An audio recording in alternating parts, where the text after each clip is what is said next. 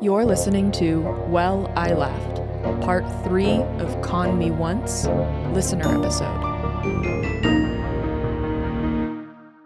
Why is that tea? Why is that so good? Right? It's his dad's Paloma recipe. It uses Fresca instead of grapefruit juice. Okay, I'm saying, like, it's like, why is it spicy? And I don't like tequila, like, ever. No, when he suggested it, I was like, oh, I don't know. That's my attitude towards most tequila drinks, but that one's pretty good. Hi, listeners. Hi, hello. Welcome. Welcome to our show. Hi. I have at least 2 updates for you guys. I didn't tell you about any of this to start off the show. Okay, so first, welcome to last week's episode, continued. Winners and losers, addendum. This episode's not going to be anything like that one. So if you're a new listener, bye, I'm assuming, probably. Yeah, this is listener episodes. And we start off with apparently a pretty famous listener, our friend Reality Winner. Yeah. So after we recorded the episode, I sent her another message to let her know when it was going to publish, that we had talked about her, and to thank her for reaching out and letting us and just being part of the community and just like, what do you say, right? Yeah. And so I was like, this is me trying to say something, right? Because you're great. Yeah. And so I got this response. She had mentioned on the episode before in interviews with me that she doesn't really listen to stuff about herself. Yeah. And so she's not going to listen to the episode. Yeah. So this is where the email starts off. I will promote the episode. I'm so excited but scared because I know y'all are going to roast me for being such an idiot. The way that didn't happen at all. The way we were like, American hero, reality winner. And that's my politics. And that's my politics. Applause. Thank you so much for sharing my story. I really just wanted to let you know we have so much in common, and y'all made an episode. I'm literally in the same league as Abraham Lincoln. Yes, and then reality, she follows it up with this. But now that I know there's another running joke, I have to tell you. Yeah. My great-great-grandfather on my dad's side was born in Ohio in 1861, and his name was Abraham Lincoln Winner. Oh my God! Do you know how impossible that is to source check? Yeah. Go ahead and type in Abraham Lincoln Winner. Let me know what comes up. Is it 1860 or 1864? Oh my gosh. The email goes on. It's wonderful. She's really proud of that side of the family. I'm skipping over a couple things to generalize. It ends with, I've always been proud that in my dad's imagination, he also was right there on the right side of history, which is super cool. And then the email ends with, I'm so sorry that went off the rails again. Can't wait for the episode. Oh. And it's like, reality, our friend, we went off topic for 5.5 minutes once during someone else's cliffhanger of a lover's scorn story. Like, there are never any rails on this show. I don't know. We don't have rails. Right. It doesn't even make sense to invest in them at We're this one of point. those edgy new age American cities without any public transit. Literally, you get through here on your own. Every man for himself. Okay, so then the second story that's like related to the addendum from last week's episode. My parents were in town very briefly, by the way. Almost like, I mean, they love me, obviously, almost inconvenienced by my presence. They got in on a Tuesday when I had an after-school debate obligation to do that went until like 9. Mm-hmm. Their concert was on Wednesday, and then they left today, Thursday morning. And so, like, I saw them every night, like, when we both got home, like, we were roommates or whatever. And they were roommates. So, Tuesday night, I'm like, Mom, Dad, this is a little spoiler, but it's also like a tip to like, hey, like I have this episode that's coming out that I'm really excited about. And I almost never talk to them about the episodes because I'm like, if you love me, you'll listen. But I was like, I need to see your face. So then I read them the like 3-paragraph intro, like I did you to the Reality Winner episode. And my mom goes, what? She emailed you? And like in like an impressed way, but it was like catching up to the facts of the situation. Yeah. And like you could just tell a couple of the questions were still working through the why of it all. Yeah. She was trying to find a way to ask why without just saying why. It's like, why proud? Yes. to put a nice tidy little bow on this little interaction with my parents, they were in. So we went out for dinner, which was like very brief, and at like 5 p.m. because it's my parents, and they had a concert to get to, and I had a grad paper to write.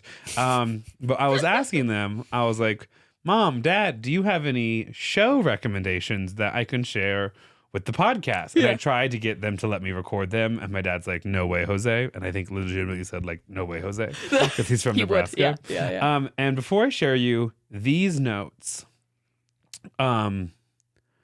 you should know that some people really close to us in our lives, people we've talked about in the Well I Laughed multiverse, once listened to a show suggestion from my father, and that show was Fall of the House of Usher. And like 2 days in, we're like, Grant, we're not saying you have to apologize, but we can't go to sleep. Oh no! Is it like a horror thing? Yeah, it's like several of Edgar Allan Poe's, I think, stories all stringed together in like on a modern context and whatever. And my dad just thought that show was awesome.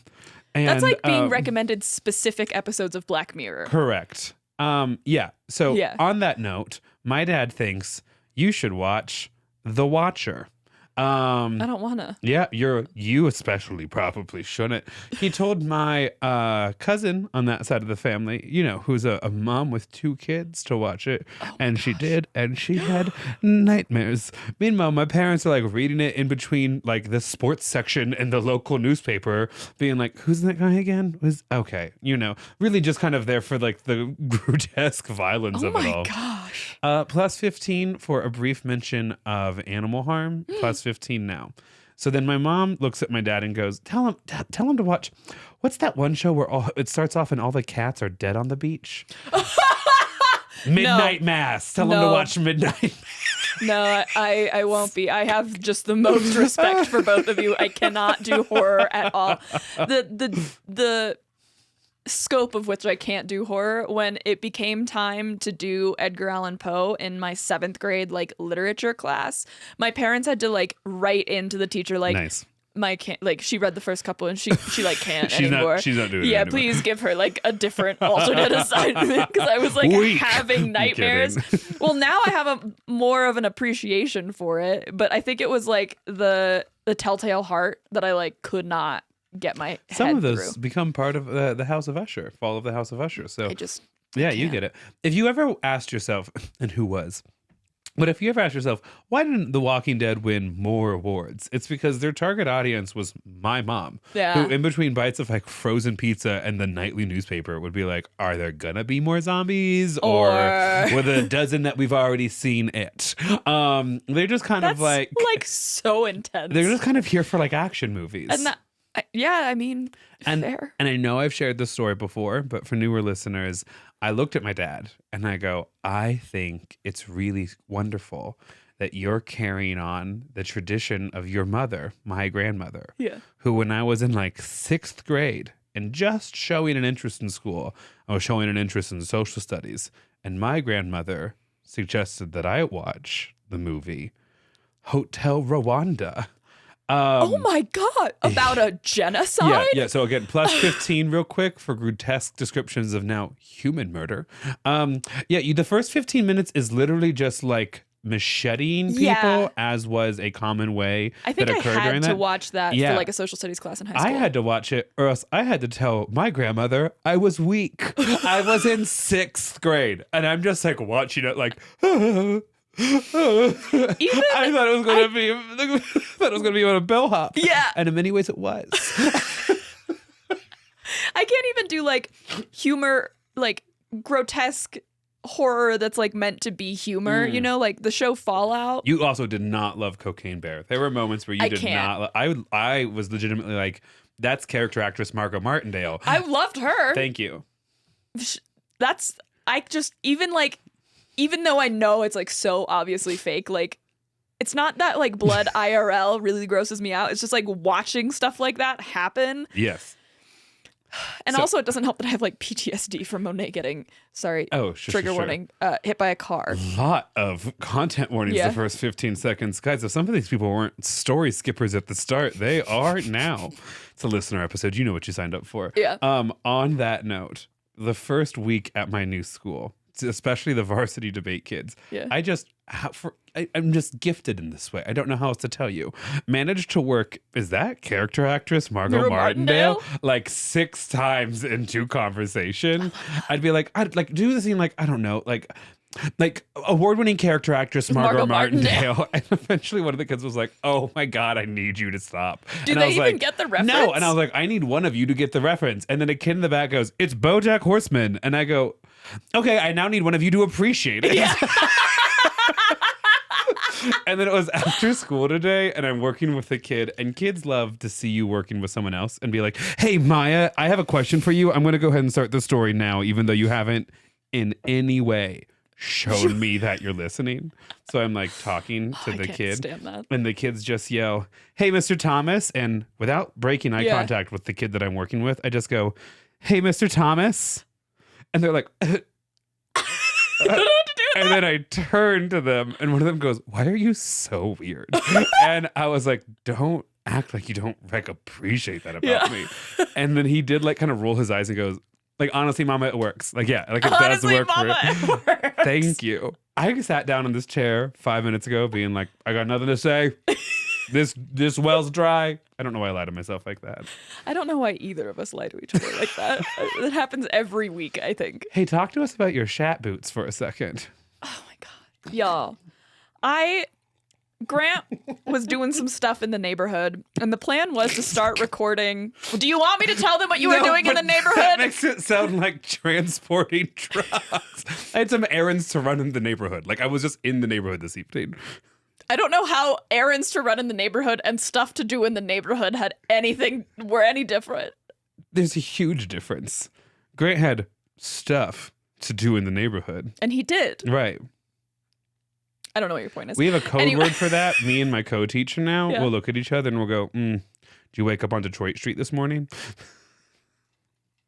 So anyway, Grant was like in the neighborhood, and the plan was to start recording early tonight. And by early, I mean like 6:30. To give you any Maybe reference, even 6. Yeah, it's 8:30 almost. And we're just sitting down, but I was tracking his location. I was at the barn riding, and I told him when I would be home. And as I'm leaving the barn, I'm texting him. I'm not married to her, for the new listeners. Yeah, realizing that he has not responded since before I started riding, and realizing that he's probably also then not going to see the text that I have just sent him. So periodically on my drive home, I'm like checking his location to see if he's left the place that he is, which is our friend's house.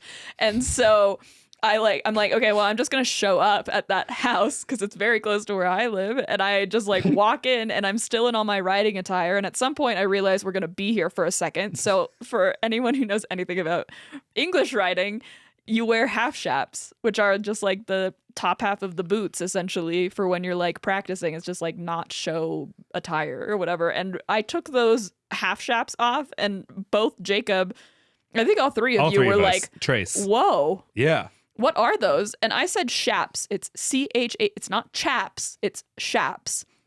And you know, like cowboys will wear assless shaps. That's what they're. So they're half shaps. Why would I know that, Maia? Why would I know that? Because you're gay. What else do you want from me? Be honest with yourself. Do you know what I want? What? The space to tell another story.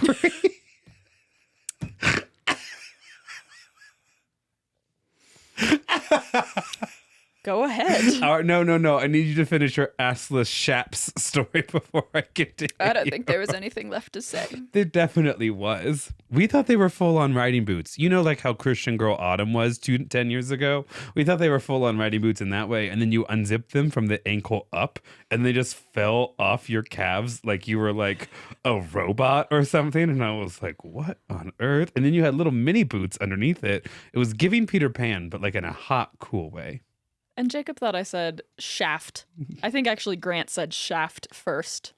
And now I have an enunciation issue. You really should work on it.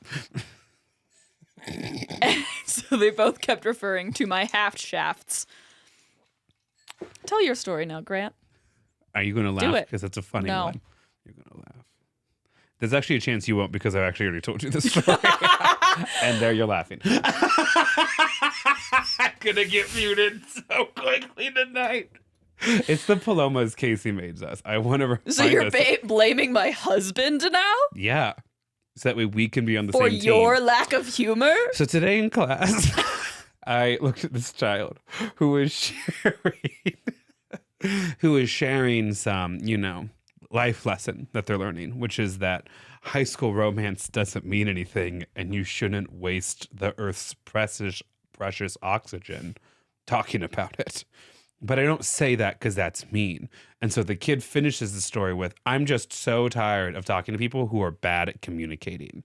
And I look at this child and I go, hey, just a thought. It's after school, for the record, which means there are no rules. I go, just a thought.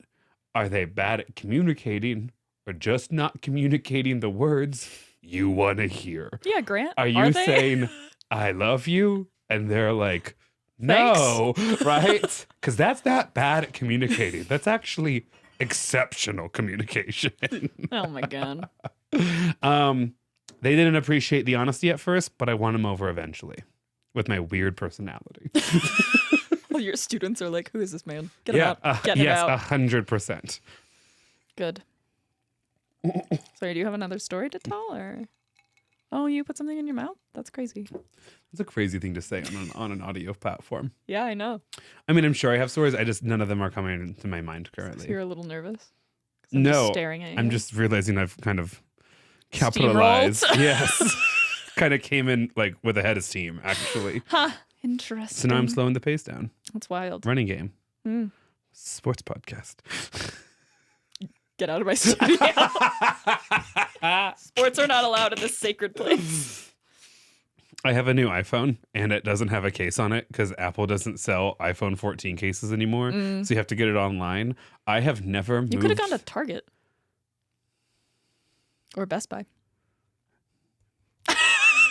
Oh, sorry, you didn't like being corrected in the middle of your story. No, you're just going to really appreciate what I have to say next, which is that I have never been more careful, dainty, or demure, actually, than I have the last couple of days with a caseless iPhone.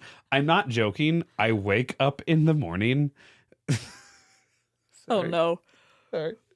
Because of the time of night and because of the week that it's been and like all of the synapses fired in my brain. When I said I'm waking up in the morning, my brain auto-filled with thinking about so many things. I just wish things would get better. I try and I try again. And that's not the story I'm trying to tell, and I'm fighting it. Yeah, you fought it real hard, apparently. Shared it in context. So I'm waking up in the morning thinking about so many things. Yeah. The first thing I'm thinking about is do not, like a bear at salmon and river, Grab for your phone. Yeah. Right? It's like fully wake my eyes up. There have been times I've thought about getting gloves. I'm not even joking. Because it just feels so naked touching a caseless iPhone. Yes. And I'm like, who? And then it's like, it's literally 2 points of contact until I can get it above the bed. Yeah. That's what's cushioned again. Yeah. And then I'm rolling over. So that way, if it falls, it's like just a short little distance. And so I can like turn off my alarm and get on TikTok for a second, which is super healthy for you. You should definitely have TikTok on before you've gotten out of bed in the morning. Yeah, my therapist agreed. Yeah. I'm getting to school and I'm going into one of my drawers and I'm tucking it in the back and then I'm slowly closing the door, like the drawer. I wouldn't even be bringing it to school if I didn't have to do stupid 2-factor authentication. And that is actually what today's episode is going to be about. I also Duo gripes. owes us time and money. Mine is Okta, but yeah. I thought there was just literally one company. No, there's a couple. Okay. Which is wild to me because their job is literally put code on screen. Change it. Put new code on screen. Change it. Is this you? I don't know. It's the same phone that's checked in every day for 4 years. It could be literally anyone. Are you robot? Captcha. It's just such a short time frame to put in a 6-digit code. It's so anxiety inducing. Like I have to do 2FA for my like work and So whatever settings I had the 2FA on last is what it's going to prompt me for automatically until I like change it. And so for a while it was just like auto set to enter the code, and it made me like irrationally angry. Yes, correct. Because if it doesn't send me the push notification, then I have to do work. Good. Remember how like a year and a half ago I just announced to everyone I didn't have any more usernames or passwords left in me, so they needed to be able to kind of like just give me something in paper or I can't go anymore. And you were like, boo, we like going to concerts and things. It's welcome. No, I'm not on board with that, actually. I'm totally fine to download a new app and make a new account. No. It's like, I want to run for U.S. Senate to pass a constitutional amendment. Like, I'm increasingly being like, I'm Googling, how does one start Amish? Like, how do you freeze it at 2014? How do you lock an iPhone 7 and no more? That's when we got it right. Okay, good. We're on the same page. No, we're not. I don't know what you didn't get about my very stilted, Okay. Oh gosh, Grant. Listen, it's content, but not your sharpest hour. I hear it. I feel it. Anyway. No, we're still on two-factor authentication. Cool.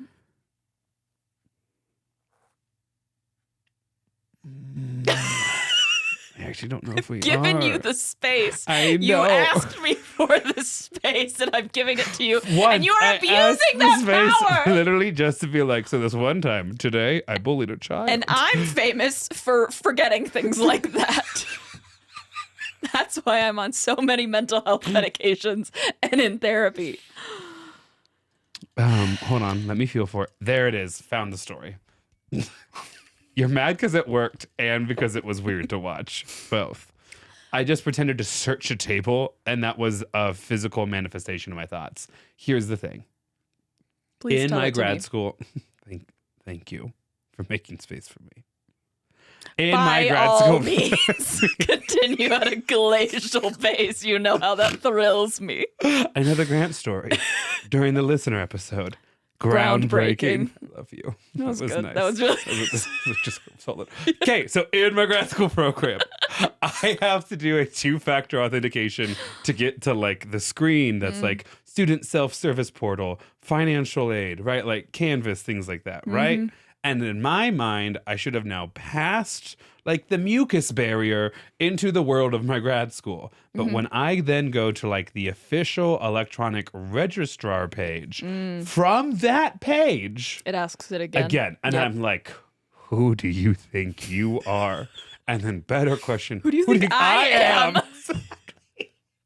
That's really dumb. Who's like, I want to ruin this man's life by hacking into his master's in communication studies at a public Land Grant University. University. Yeah, okay. She said it, not me. Yeah, because he... I'm like, Are you done? I'm like duck billing like my mouth. I'm like, Land Grant. Grant, famous for being able to mouth words really well. At least I can actually pull off a whisper. Tell him. Tell We him. went to get drinks before recording or have dinner at like a local brewery. Suddenly something's brought up and Jacob just goes, Grant, did you tell her about like the thing? And then he like kind of blocks his mouth from me because I'm sitting across from him so I can't see it. And then he mouths something at Grant who doesn't get it. I have like 3 chips covered in cheese cradled in my hand. Yeah. And I'm like, what? And then Lydia, who's sitting next to me, also tries to block her mouth from me. She doesn't do a good job because I can see it fully. And then she goes, about the new neighbor. Right. She goes, tell her about the lady. And it's like, why is your hand up? It's not hide anything. Yeah. You haven't whispered anything. You also didn't whisper. You actually may have spoken louder than my actual speaking voice. Yes. Can I tell a story now? Are you done? Do you need more space? I would never silence you. Oh You my God, I'm gonna always fucking kill you. Good God. We're having fun in the studio. I hope that this audio isn't causing like immense anxiety for people who can't see us and can only hear us. Mom and dad still love each other. We're not getting divorced. I'm not going to confirm nor deny that. And the dad always knows. Because I am the dad. It's fine. Go ahead, sweetie. I also got a new phone. It's definitely not because Grant and I are codependent or anything and realized our phones weren't working at the same time. Nope, not at all. Nope. So I also went to go get a new phone, and two-factor authentication also really messed me up. So I went to go get the phone. I didn't know that we transitioned to like a virtual SIM card. And so I didn't know that that was like a process that I would have to like prepare for or anything. And so when I find it out, I'm like, I'm going to set up my iPhone here. And the lady I was working with, I was buying my phone from was like, yeah, okay. And then she went through the process of like selling me my phone, paying for it. And then she wiped my phone, which Right. I didn't know was the step that would ruin the rest of my day. But we go through. And then my phone gets to a point where it wants to back up from like the previous iCloud backup, but then it needs 2FA from my iCloud account. And I, being the stupid person I am, didn't like wear my Apple Watch. So I didn't have that option on my phone or on my watch, which I actually don't think would have helped because it doesn't have cellular anyway. But anyway, I like couldn't figure it out. And the lady was like, I think you'll be okay setting up the eSIM card. You need to go home to like get your other iCloud account. Monet. I've scratched her head a little bit, and now she's like, I want everything. Yeah, she's a greedy little girl. So I come home to finish setting up my account or setting up my iPhone. And our Wi-Fi has been really spotty for the last week for like construction or whatever. It's like been an across the board thing that we're like working on.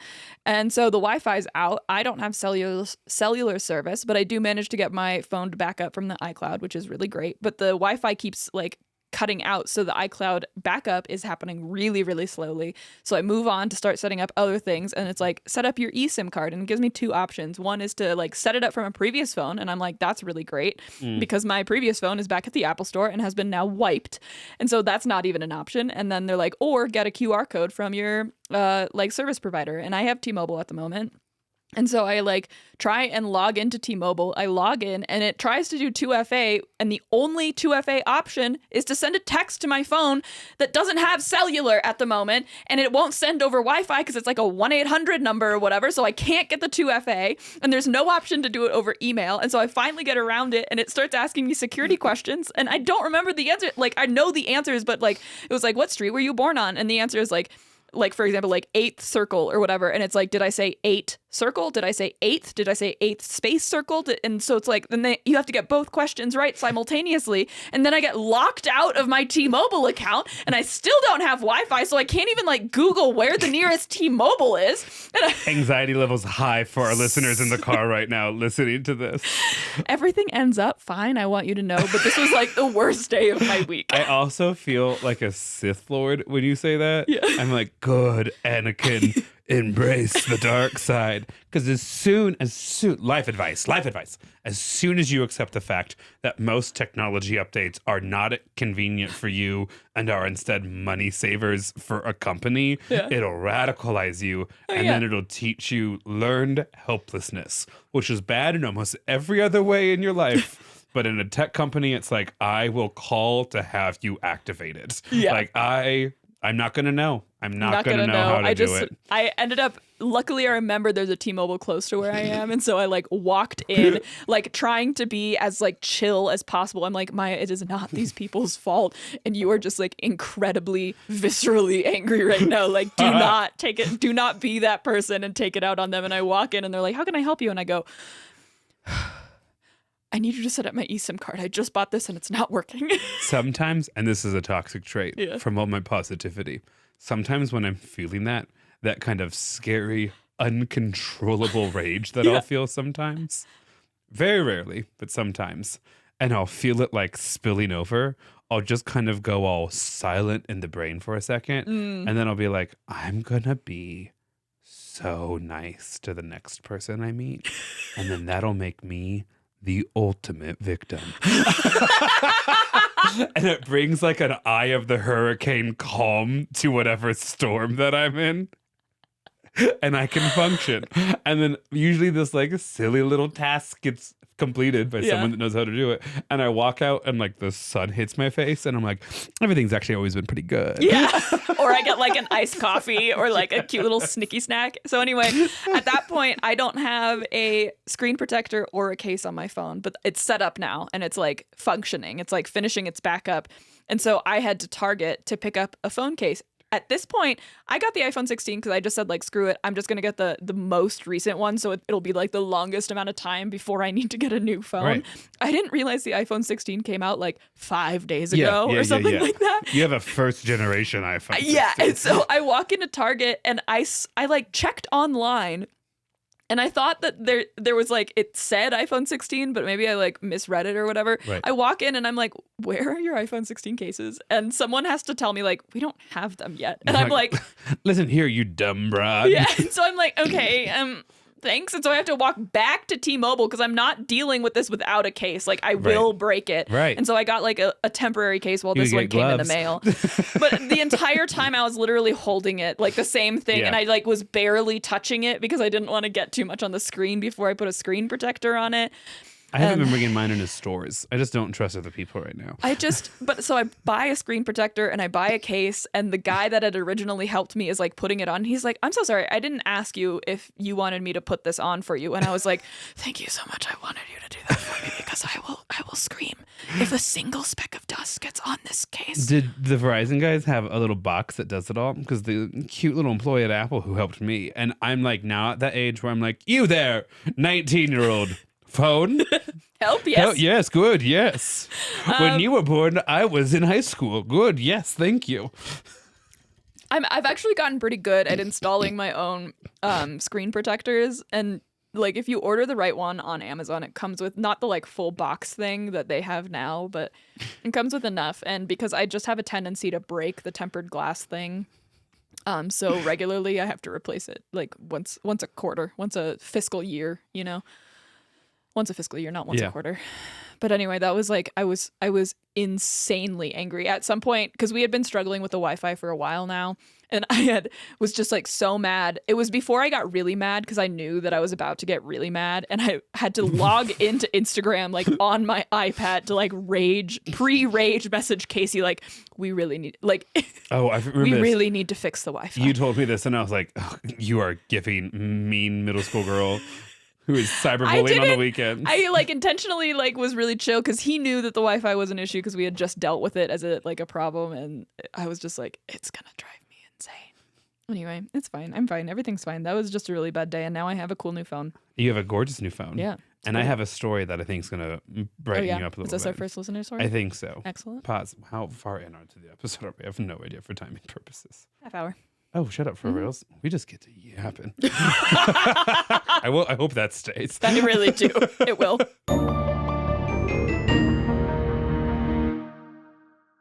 Okay, so I'm going to first start off this listener story with, hold on. Do I have permission to read it at all? Yes. At the end, it's like, and by the way, this is a secret. Yeah. So, I mean, sometimes people are like, please don't read this, but I figured you, as people with a pseudo-social, a paranormal social relationship that I have, I need to tell you this.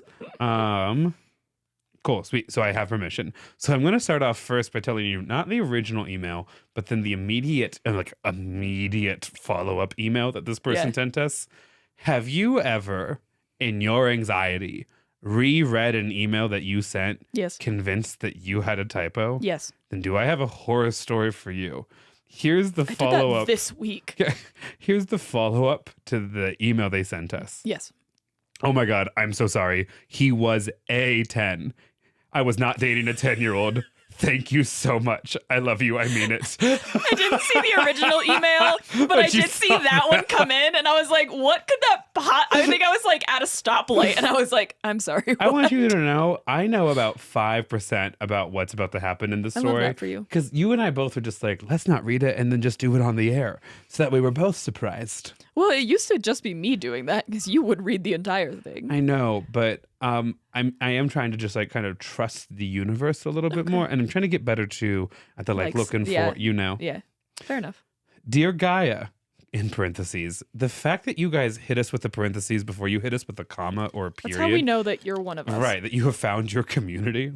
Dear Gaia, figured this would honor you both simultaneously and equally while also making you feel powerful. We are Mother Nature. Correct. I think, yeah. Me and Mother Gaia share a day. Earth Day. Uh-huh. Okay. I'm not going to ask you any follow-up Earth questions. Day, birthday, Okay, me and Mother Gaia. Go ahead and say something homophobic right now. Sentence 2. Probably sentence 3 because I didn't read the second name over. Oh, yeah. My name is Mary. She, her. And you can use my name and proper Thank you nouns. so much. And proper nouns I mentioned in this story. So if you, like, for reals, if you want this story read on air, you got to put that up early on. Especially because Grant's the one that's really telling me what to read at this point. I'm not doing any of that work. And through trial and error, I think some of you have realized that the permission section actually needs to be its own mini paragraph, not buried in your opening greeting. This is you as a teacher, but like trying not to be obvious about the teaching thing. 100%. Why do you think we give out rubrics? Is this your rubric? We need Yes, to print it and I put it on need our to be website. able to see that we have permission without knowing too many details right away. For a Patreon episode, we should be like, what do we look for in a listener story? But we should play it like game show style. Oh my God. Listener number 3, what do you think is a catchy headline? That was dumb, I'm sorry. So a few years ago, I was conned in a strange way by a man. And the con did not benefit him in any way. I was about 23 and had recently moved to a huge metroplex in Texas. I won't say any specifics, but it rhymes with Dallas. I love Austin. The famed city of Alice. I told you guys a couple weeks ago to start watching Girls 5 Eva on Netflix. Yeah. And they write a song about Fort Worth, Texas. Because, quote, Good. it's the largest metro in America without a specific song specifically about them. Yeah, I mean, yeah. So it's like, you're worth it in Fort Worth. Oh, Jesus. It's like so bad. And then, of course, because it's like a fictional show, it takes off, right? Because Fort Worth loves it. So it rhymes with Dallas. I have a story to tell, but I feel like we shouldn't be doing this anymore. Half an hour and we're like, maybe we should read one. Yeah. This was my first time living in a big city, so I was thrilled to see so many new options on the dating apps. That's a trap. That's a trap. Abundancy is not your friend in this game, my friend. Abundancy is not your game. Says Grant as he scrolls on whatever dating app in whatever city in Europe. I think you know. Oh, that's okay. I was going to disagree with you and then you added the Europe part. Yep. And now I have nothing to say. Yep. Um, Nor should you. I quickly became a dating machine, but really honed in on this blonde man in my neighborhood with an Australian accent. Hot. Again. Nope, she just wrote hot. I hope again comes later. He was successful, blonde, strong, tan, and had his own loft. Hot again. I love you. Mary? Yes. Clearly a man with no difficulty attracting any lady he wants. So I was proud to be the one on his arm. Ooh. We call that first lady syndrome. That's what my friends and I used to call it when we were attracted to an ugly politician. Okay, it makes sense now. We're I just didn't all put together 20-year-olds strangely attracted to power for some reason. Squinty eye, big eye. one eyebrow is way up there on your forehead. One eyebrow is absolutely crinkling some of this white man's skin. The other half is doing its best to get crow's feet going. It's not good on either end. I'm sorry, that was graphic. I've never been one to boost the male ego by fawning over them for something trivial like where they are from. So I never really asked a lot of questions about his life in Australia. We would just chat regular stuff, go on dates, spend the night together, and just generally do boyfriend-girlfriend things. Boyfriend-girlfriend. I'm saying it that way. She wrote it correctly and normally. Boyfriend-girlfriend. Boyfriend-girlfriend things. Without the label. Oh my God. The audio didn't skip for a second. I'm just now deeply concerned for you. Proud Mary. In parentheses, the men in the city are notorious for what we call Peter Pan syndrome. They want to be young forever and never settle down. Then all of a sudden, they are 37 years old. No money, no prospects, a burden on their parents, and frightened. I want to party with her. That was good. I want to get a giant margarita in a place that share rhymes it. with Dallas and just kind of get in. Just kind of lean for, and then I want 3 enchiladas, beef, chicken, cheese, okay? And then I want to go home and sit down and lay down in the hotel room where it's 65 degrees because my body is processing suddenly a lot of cheese and tequila. But we hung out with Mary.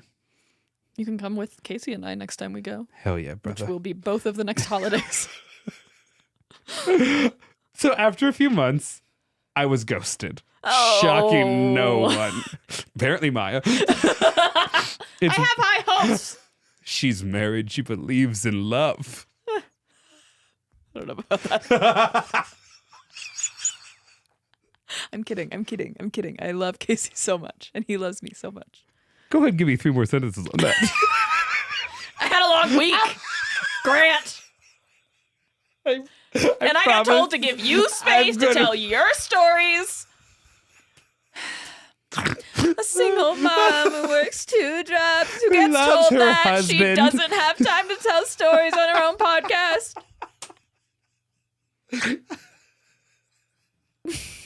No, continue your story. I will, but I want you to know that when I first asked that question, it was more like is that story done or is there more parts to it? You're never going to live that down now. That's... I know exactly what the hell you're doing. It's worth gaslighting. Yeah, I know. Gaslighting. Next time we're at a cute little house party at your house, I'm sorry, I need space to tell the story. I love how much you love me that you at times forget I'm a white man. Going to gaslight you if it's convenient for me. And I'll manipulate you because that's where I'm at. Fine, I'm going to gatekeep. I wrote you a fish poem for your wedding. Don't back me in a corner, Maia. I'd hate to have to get all the way to my final stage, girl boss. I want to be clear. I appreciated the poem. I did not ask him to write me a poem, especially about Devil's Hole. Continue your story. As they were doing it again. We were like stopping it. He was like, so he'll use me. Anyways, Maia. So sorry. We're having a silly day. It's worth mentioning that the instinct to research a man that I'm dating is non-existent in my brain. It's a survival skill I never developed. Could be based on some variation of internalized denial. I'm so scared but for you probably right now. not. A friend of mine did some digging and found his mom on Facebook. Lydia's actually so good at that. Lydia is shockingly good at it. One time I found a guy that Aspen was interested in based off of knowing his hair color and vaguely where he might be from. Wow. Lydia once found a stranger we had met for 8 minutes at a social event because we had this person's first name and the degree they got at their college. And so I was like, how'd you find it? And Lydia goes, I went to that college's specific Instagram That's how page. you do it, is you And look then through I the looked for followers. every single person with his first name and tried a couple variations till I found it. And I was like, I love you so much. I want to take you away from all this and bring you to the FBI. So you can tell where the bodies are. Turns out they are literally from Waco, Texas or something. And the Australian thing was completely made up. Wait. He had been faking an accent? Correct. He had been faking a whole Australian backstory. Bizarre. Is this a dream I had? Oh my God. All I could think of was why he was okay, that's where she put he was 10. Okay. He was a 10. He did not need to lie to be that appealing. His name and reputation quickly circulated in the female community. Fast forward a few months, my friend's friend had been invited to audition for a dating show that was recruiting in Dallas. Yes. They gave her a binder filled with potential male contestants, and he was in there with a bio boasting his Australian breeding. Thankfully, That's the word she uses. I hated that word, but it's perfect for this scenario. Thankfully, she told the producers he was ultimately not approved for the show. Good. And ultimately, he was not approved for the show. The only semblance of closure I got was when I ran into him at a crowded cocktail lounge while he was on a date. I asked him how the being Australian thing was going, and he got quiet and walked away. I invite you to laugh at my pain because now that I'm 30, young and healthy like Grant, the whole situation is funny to me. That's iconic. That is the like dream scenario that like you practice in your car alone of like walking in on that situation. Like, how is being Australialian working out? It's the thing you say to the shampoo bottle in the shower as your skin gets over exfoliated. As you're like, how's it just being Australian? Yeah. It's like where you go in your happy place when you're in traffic. Yeah. And then she ended that whole interaction by thanking me. Yeah. Yeah, I want to know, does she say anything else about that interaction? Here's the last like 3 lines. Okay. Love you guys. Look forward to your podcast every week. It feels like we're friends in real life. It's because we are. Right. 100 special. We know things about you. Wishing you guys continued success. XOXO. Gossip Girl. HAGS. Hags. Which is... Have a great summer. I've told you that before Thank on the you. podcast.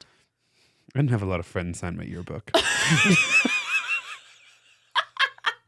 Feel bad now, Maya. Feel bad now. It said HAGS, yeah? Yeah, HAGS. Okay, cool. Did I just misspell the word hags? No, I just worried then that I said like a completely incorrect thing. I'm checking. Get out your device so you can read the next one. I know which one I'm reading next. You know? It's not going to be the one. Oh, that's right. You have one. Yeah, I have one. Are you ready? Yep. Oh, okay. I was unnerved by the silence. You're like, why are you quiet? Why? And I'm literally holding in a burp from our very expensive microphones. I had churros like an hour ago. Yeah, and they were good. Great. Yeah.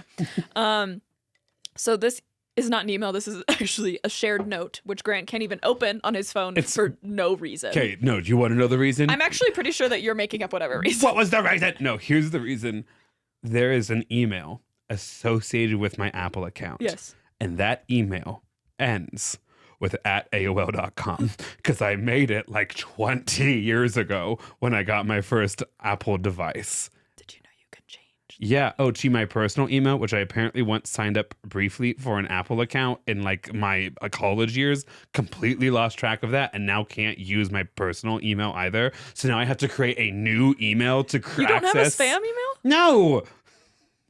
That's crazy. I'm subscribed from all I that don't stuff. understand how that is precluding you from using the Notes app. Because you can use the Notes app because still. that's what's connected to the cloud, which is what it needs to access that. So you don't have a cloud at all? No, I just don't think I can share across clouds. I can't be a storm. Anyway. That was so dumb. It was really dumb. Thanks. This is from my friend Alexis. She's actually like adjacently part of the Well I Laughed multiverse. Kelsey and Edgar, who we have met on the podcast. Kelsey is her boss. Nice. She also works with Alexandra, who was my elopement and engagement photographer, who's also a close friend. And Alexis was also working in the like event planning office that I worked in college. I met her at that concert, yes, right? You met her at that concert. Amazing. Yes. And so I had been told by Kelsey that Alexis has a really good con me once story. Good. And then later Kelsey was like, I don't know if she's going to send it. She seemed a little like nervous about it. And so I like... People get nervous when they got to step up to the big time, folks. It's tough here at the big top. I texted her or like responded to a comment or whatever from her saying like, a little birdie told me that you have a story. Can't wait to read it. And so she privately texted me and was like, hey, I know a little birdie, parentheses, Kelsey, told you I have a story, but like I don't have enough details to like make it a funny read or whatever. And I was like... And then she kind of listed out what I've heard about this story from Kelsey with like a few more details that I didn't know. And I was like, Alexis, the situation in and of itself is hilarious. I'm ready. You don't actually need to do anything more than this short 1-paragraph text that you sent me. It's so funny. And so she like put it together and sent it to me. Am I a beloved childhood cartoon character from the early 2000s? Because I'm ready. So, okay, here is what she said. Hello, Maia and Grant. Big fan, big fan. My name is Alexis, she, her, and you have permission to use my name. I'm actually a part of the multiverse adjacent. Kelsey is my boss. She's great. Performance evaluation's already passed, so I really mean that, and I'm not just saying that for a raise. For this year. Yeah. I was privileged. She announces her retirement through this text message. Please let us communicate your bad news. We just got a cameo. We actually can do that now. We help celebrate someone's anniversary. Oh, yeah, that's true. Just like front-loaded at the front. Oh, yeah. Hope it was cute. It was cute. Okay. I was privileged enough to meet Grant at E-Days, and I was definitely super cool and not weird about it. Here's the thing. I do distinctly remember being like very flattered and that it was a very normal interaction. She just gets nervous. Not super weird. It's fine that you're not nervous around me, Alexis, but whatever. She was like my advisor or something. People are already intimidated by your beauty. Do you also need the personality, or did God give with both hands, Maia? On one hand, it's that I have RBF. It's one hand that I'm too pretty. Like, which is it? This is gaslighting again. Yeah, I know. Anyway, continuing the story. When I heard the theme was going to be around a con, I thought, what better con exists than an MLM? So here's my story. Thought-provoking. I'm loving this. Yeah. Good. It's 2019. I'm sitting in my apartment with my ex-boyfriend's homeless door-to-door vacuum salesman cousin. Freeze frame. I bet you're wondering how I got here. Wait, I'm sorry. It's her boyfriend's cousin? Ex-boyfriend's homeless door-to-door vacuum salesman cousin. We're still selling vacuums door-to-door? In 2019. Amazon exists. Well, explains why he's unhoused. It cannot be a lucrative profession. I don't open my door anymore for anybody. Same. If you want to be at my house, you have a key. I have 2 separate cameras pointed at my front door so that I cannot open it when you come to it. It really is crazy how our friend group was like, I'm never answering a knock, so if it's you, just let yourself in. Yeah, we were all like, make your own code for our door. I don't want to have to deal with that. Okay, freeze frame. I bet you're wondering how I ended up here. I like to think it's because I'm a good person. But the way my life has hilariously is surrounded by like sparkly emojis. Good. Continued to turn out, I'm wondering when my good karma is coming. We don't need to get into the details of why I chose to date a loser. We're all allowed a mistake. And we also don't need to talk about why I kept letting him come in and out of my life for years. Hey. We're allowed mistakes. Plural. Alexis, you make enough of them, and one day you'll find yourself with a podcast. I'm so glad that was co-host, becoming my friend a mistake? No, I was talking about all of the like deeply traumatic that are now packaged in a humorous story, dating stories I have from my 20s. Also, before you took offense, you found humor. Okay. We're allowed mistakes. At the end of 2018, I moved to Colorado, and in the summer of 2019, my ex-boyfriend came out to visit his cousin, but stayed with me. In all caps, we're allowed mistakes. Yeah, like there's a couple people right now who I'd be like, 100%, yeah, come on over. Door's unlocked. You have a key still. And I'm not proud of that at all. Lydia would actually murder me if she heard that sentence. We're all really concerned about that for you, actually. I am going to have to talk about that with you in this episode. Lydia, it's now November that you're hearing this. You can be mad at me. Go ahead and find me. I'm in the coach's room at the tournament. You can yell at me for what I just said. Okay, we're allowed mistakes. I spent a few days hanging out with both of them, and then my ex went back to Texas. The cousin and I stayed in touch, and that's how I learned that he was a door-to-door vacuum salesman. What is this, the 1950s? Thank you. I mean, the way our country is going. Anyways, it was brought up that he was staying in his van. Yes, it was a white van. How else are you going to travel with all of those vacuums? See, I'm like, hey, those white Pacer vans aren't cheap. That's different. I'm pretty sure it's not a Pacer. That's different. Can I actually pause for 10 seconds? Yeah. I saw this TikTok and I didn't send it to the group chat because I want it to be a surprise. Oh, gosh. But I'm going to tell you. Okay. And any one of our friends who listen. This is the new test. We haven't tested them in a while. Okay. I'm so excited. One day we're going to have plans. Yeah. And individually, I'm going to text all of our friends and let them know I can pick them up. And then when they come out, I'm going to be in a 14-passenger van. Wait. I would be like, get on in. We're all going to go together somewhere. That's so funny. I love that. Hey, Tyler. Yeah, no, absolutely. We can pick you up. No problem. Hey, Danny. Sophie. Yeah, no worry. I got two seats in my car. Yeah. It'll be a tight squeeze. I'm grabbing Jacob and Lydia too, but that's totally fine. That'll be fine. And it's just going to be all 9 of us on our way, probably to the pumpkin beers if I know anything. I like that, actually. It came from TikTok, so that's not an OG, but if you haven't seen it, you can give me credit. That's fine. Excellent. Okay.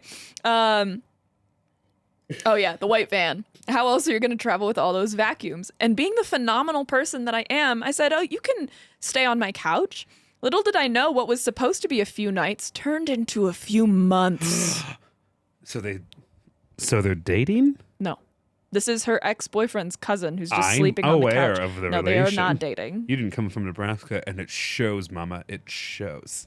I take that as a compliment. Thank you. Yeah, that's fair. He had nowhere to go. Who knew trying to sell vacuums wouldn't yield the amount of income you need to live in Colorado? It's literally Eddie Murphy's character in Shrek. Yeah. I'm all alone. There's no one here beside me. But you gotta have friends. Why didn't you join? Why did you let me sing that on my own? I actually intentionally do not watch Shrek that often. I don't either, but like I'm a human. Okay. Keep on with your story. Okay. This MF really believed that he would be so successful in this line of work that he would become a multi-millionaire from it.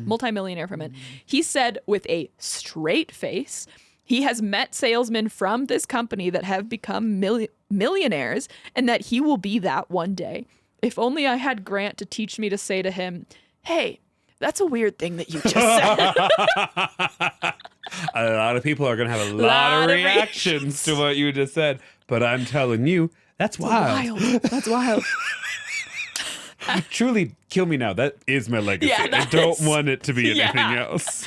After about 3 months or so, and only giving me maybe $150 to $200 for the entire time, I finally said he needed to leave, and it took him about a week to get out. I guess that's how long it takes to pack up 3 shirts. Tyler. But all 3 of them were, of course, donated. So although I got conned into housing this MLM believer, he got conned by a vacuum. Doesn't that ... suck? A big fan, a big thing that I'm noticing. That was beautiful, Alexis. And that was wonderful. Sorry. I immediately am spinning it. But Alexis, that was fantastic. And also, both listener stories so far have been like, I was the victim of a con and it benefited literally nobody. Unless you need a vacuum, I guess. Or a personality trait. Yeah.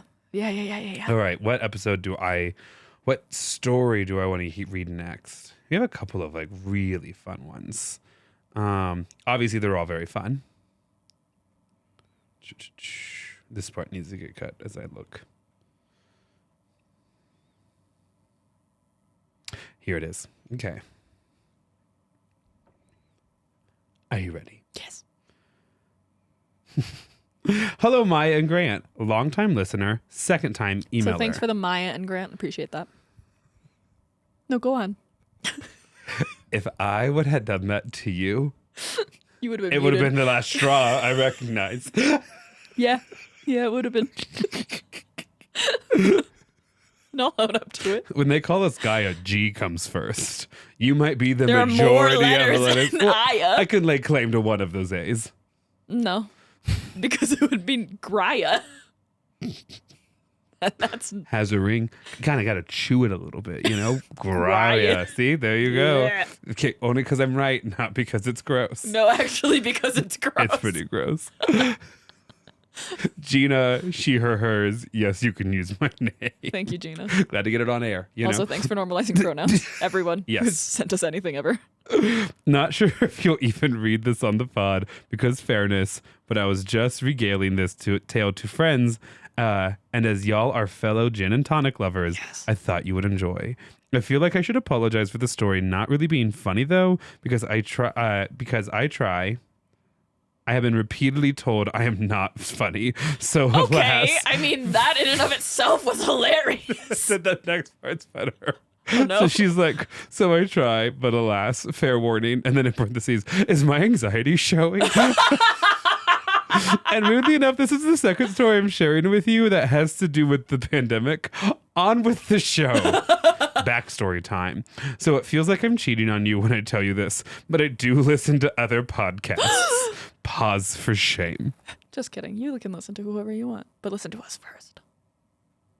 Oh, we're pausing for shame. One of the things I love. Like, Grant's being really quiet. Does he have to burp again? Yeah. Do I need to fill this time? One of the things I love about podcasts are not only the connections made between the listener and the host, but the community that can form around them as well. One of my OG favorite podcasts was and is My Favorite Murder, with all of the fans calling themselves Murderinos. Over time, many people made Facebook groups who had other interests or things in commons with each other. Example, if you live in Denver and listen to My Favorite Murder, you'd be a Denverino. Oh, that's cute. These groups facilitated get-togethers and created little social groups. I'm actually writing a research paper for grad school on About this. social groups? About online friendships that move to in-person, like, physical spaces.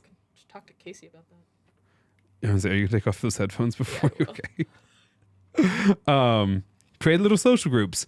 Over the pandemic, a lot of these groups were super popular because you got to connect with new folks over a shared interest and talk about whatever. I, of course, partaked, past tense. Grant, help me. I can't. I cannot. I think it's, hold on, I partook. So None of them sound right. The if first, it makes you feel better. The first one was right, but then your 2 second guesses led to me guessing partook. Is this Gina, her name is? Yeah. Okay. I partook and joined a group called Drinkerinos. Nice. That's this whole podcast. Yeah, Drinkerinos. That was basically to showcase new drinks we all tried, shared reasons we were drinking for the day, both celebratory and not, and even reach out to see if folks can find us drinks not available in our areas. There were and are people in this group from all over the world. That's so cute. Enter the main characters of our story. Oh. Yours truly, again, Gina. Nancy, Amelia, Tim, and Joanna. All names but mine. All the names other than hers were made up. Yes. So she's the only real one. And they're all imaginary. And it's the pandemic. It's like giving fake people on like potato sacks with like a plate on the face drawn. Take on. it away, Penny. Yeah.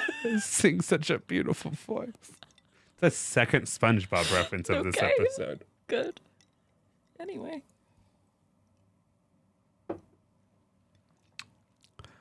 In July of 2020, I found out that Buckingham Palace was producing and releasing a special gin. Why was this gin so special? Fabulous question. Love your attention to detail. Yes. It was distilled with herbs from the Queen's own garden. Herbs, not herbs. Put that H away. Herbs from the Queen's own garden. Is that her note? No, that's my note. That's your note? Yes. Okay, herbs is still spelled with an H. Right, I know, but don't say it with your mouth. Herbs. Yeah. Hey, remember that time? This is like at least a year old. Okay. Remember that time you and I chuckled over the fact that someone had to inform Her Majesty the Queen's bees of her passing? Yeah. And someone was like, it's really messed up for you to make fun of the Queen dying. And we're like, we are objectively not. We're making fun of the But fact if that they had to tell anyone bees. dies and you have to tell insects, that's funny. I want to see that video. Okay. And she approved of how the gin tasted. She is in the Queen. As someone who grew up with a parent who loved Princess Diana and being a person who woke up at like 3 a.m. to watch the royal wedding live, this was not an opportunity. It's bolded. An opportunity I could miss out on. Yeah. Problem fair was enough. they only sold this to residents of the UK. Oh no. So what's a girl to do? Start a con. Or turn to Drinkerinos. Turn to Drinkerinos page. That's what. I went onto the page and asked if anyone would be willing to purchase this bottle for me and then ship it to me. Enter Nancy. Nancy reached out to me after my post and shared that not only did she live in the UK and would be willing to buy my gin, but her family lived in San Francisco. I'm in SoCal. So she could transport it to me quite easily. Oh. Kismet, I tell you what. What? Kismet. What does that mean? Kismet. Like, that's Kismet. Like a good coincidence. Oh, I was like, is this a stick thing? No. So the deal was made. I told her to tell me how much to Venmo, and she said not to even bother until the bottle reached me, since she would probably not receive it until September of 2020. She reached back out in September when the gin finally made it to her and said she would check back once she could travel to San Francisco, or she would send it my way. Fast forward to May of 2021. Wow. Okay, so like 6 months later, Nancy realizes she cannot send alcohol in the mail. Oh, no. Womp, womp. Yeah. Yeah. So she will have to. She will have to give it to her California family members whenever they are vaccinated and can come to the UK. Totally chill with me. Cut to June of 2021. I get a message from Nancy again that she can give the gin to her mother-in-law as she is now vaccinated, and then I should send the money. Perfection. Done. It is now December of 2021. She hasn't gotten it yet. Nancy reaches out to let me know that instead of her mother-in-law getting the gin, her sister-in-law, Amelia, got it. Amelia also lives in San Francisco, but travels up and down California for work. Should be perfect person to get into gin SoCal, right? Wrong. Amelia is now uber pregnant, so she isn't traveling. So Amelia is giving it to a friend, Tim, who lives in SoCal but travels to NoCal for work. This is like Ocean's 8. Recap. I want to buy UK gin. Nancy buys UK gin on Gina's behalf.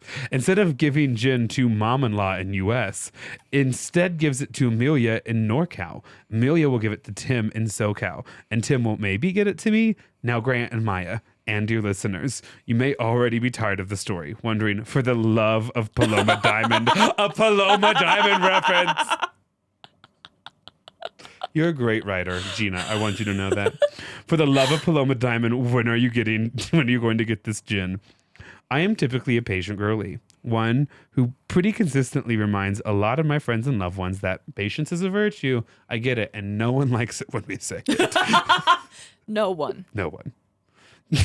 After this journey, I did look at a student today and I go, kiddo, I think you and I have a lot in common. Like, you and I are always like seeing the positive, seeing the bright side. And he's like, yeah. And I go, not everyone's going to like that. You should, you should maybe tone it down. You should know that's more of a time and place personality trait. You're welcome. Could not agree more. Grant. I'm not going to stop being me. Anywho, back to the trail to at stop hand. doing visual bits. I know. Also, perfect timing, because then the page literally says, anywho, back to the tale at hand. Nice. I gave Nancy permission in December of 2021 to send my number to Amelia, and we got to chatting around then. Amelia introduced me to Tim around the same time, and then we got to chatting as well. Tim apparently used to live in SoCal, which is why Nancy, via Amelia, thought Tim would be a good idea. Instead, he also lives in NorCal. Oh my gosh. I don't hear back from Tim again until May/June of 2022. Tim reached out to let me know he still has gin and is still in NorCal. However, Tim's good friend Joanna lives in a city about an hour from me and is visiting him in NorCal. Tim told Joanna about this journey, and she said she'd be willing to take the gin down to SoCal and meet me. I hesitantly say, great, you can give Joanna my number and we'll hope for the best. It is now August of 2022. Oh my gosh. About 2 years since I first purchased this gin, and has been a transit overseas since then. I get a text from Joanna letting me know she finally secured the gin and she can hand it off. She sent me her address, and in between sessions, I'm a therapist about 20 minutes from Joanna's house. She destroys the gin. No, I'm kidding. I finally have the gin. It was just one of those moments where I was like, Grant, You have an opportunity. You have them in your hand. She trusts you again. Why? I don't know. I don't know either. I'm so naive. Love me. I finally have the gin. My family and I took about a year to all get together and have a Quintessential? and have a Queen's Queens. gin and tonic together. Cute. It is beautiful and bright gin with citrus notes and makes a fabulous dirty martini. Ooh. I don't know how to end this. Thank you for everything you do. Love, yes, Gina. Gina, you are our type of person. That's beautiful. I don't know if these are just how everyone talks or if they are starting to mimic the way we converse talk, with each yeah. other. Who's to say? Okay, she says, feel free to use my first name, Dawn, and my pronouns are she, her. Anyways, I love the podcast and I appreciate the work you guys put into it to make it so enjoyable, not just the research, but it sounds really nice too, audio-wise. Thank you, Dawn. That's 100% Maia. I mean, I'm definitely modulating my voice, but Maia does all the work. All the research to find the right mic. Anyway. Okay. So, this story takes place when I was in the 6th grade. So, okay. Also, this email came in for a lover scorned, just so you all know. The story takes place when I was in 6th grade. So, quote, lover might be a bit of an exaggeration, but here it is. For me, 6th grade was my first year in a real school. I had been homeschooled for the entirety of elementary school, and although my new middle school was actually a tiny private Christian school, parentheses, only about 25 to 30 kids per grade, to me it felt huge. Is this a classmate of yours? Sounds like it. I already felt like an outsider joining a class that had been together since kindergarten, and it didn't help that I was painfully shy and my family had noticeably less money than anyone else in the school. This really does sound like me. To say I was not fitting in would be quite the understatement. My school wasn't like super rich, but you get the idea. Nothing. Oh, Sorry. okay. One day after school, I was getting my things from my locker. It's been so long I can't remember why there was no one else in the hall. Maybe I was staying after school for some kind of sports practice. Parentheses, I tried and failed them all equally. Dawn, sweetie, same. We get it. Same. We get it. I tried everything. In any case, I was alone, crouched at my bottom row locker when one of the 7th grade boys walked up to me. At first, I continued to mind my own business, assuming he was headed to the side door just past my locker bank. Then he addressed me, and I looked at him, likely in a similar way a prairie dog would snap their head up at the sound of something approaching, fearful but frozen. I don't remember the exact words, but he then asked me if I would go out with him, which surely was some sort of joke or way to be mean to me, right? Oh.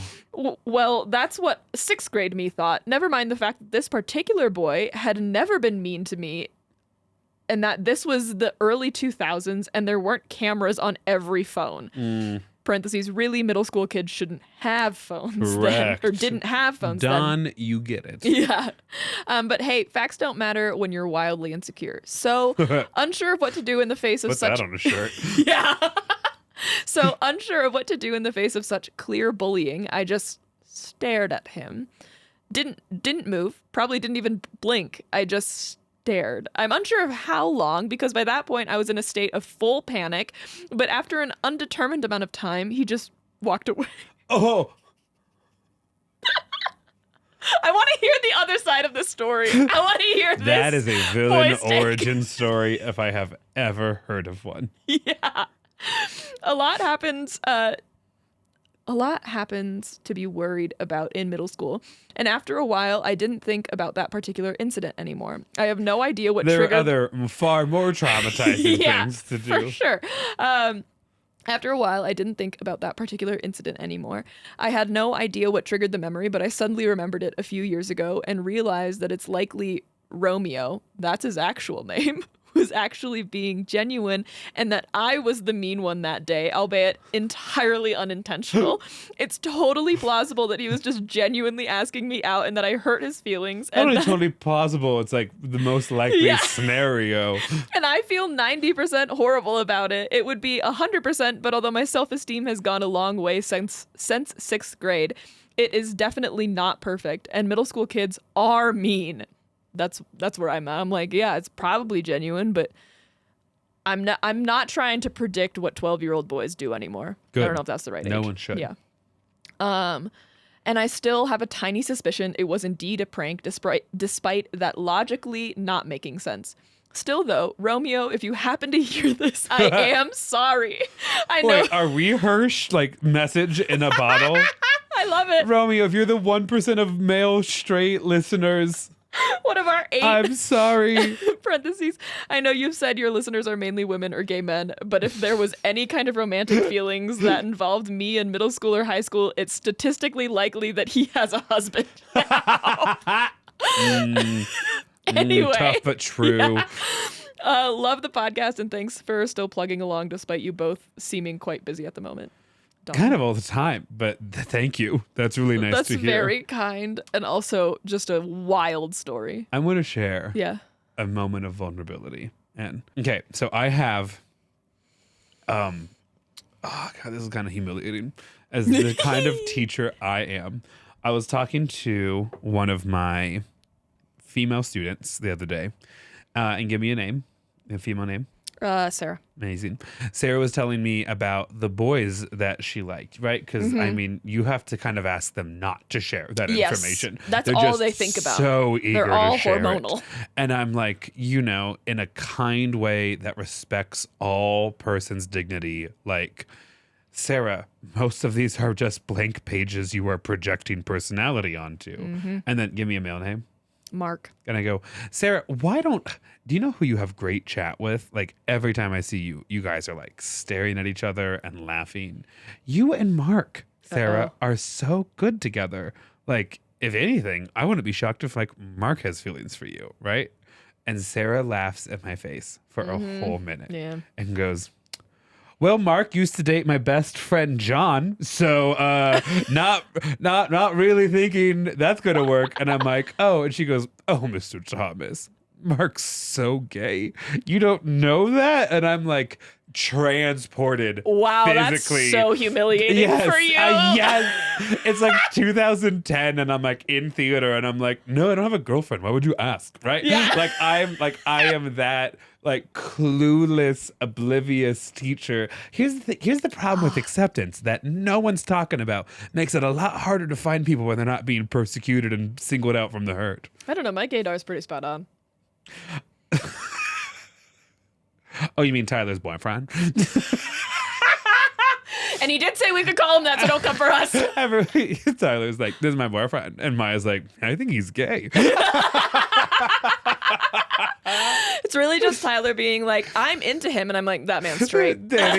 Danny's like, this is Mark. And we're like, is he gay? Do you think? Are you just looking in a mirror, Tyler? I love you. Sorry. Listen. He's beautiful. He's lovely. Yeah. Both of our... Everyone in our life is beautiful. They're all lovely. great. Yeah. I actually saw, listen, and this might be the Paloma. I might be feeling it right now. It's definitely the Paloma. But like, you know how you just think all of your friends are gorgeous and could be models? Mm-hmm. I think everyone thinks that about their friends. Okay, No. Maia does.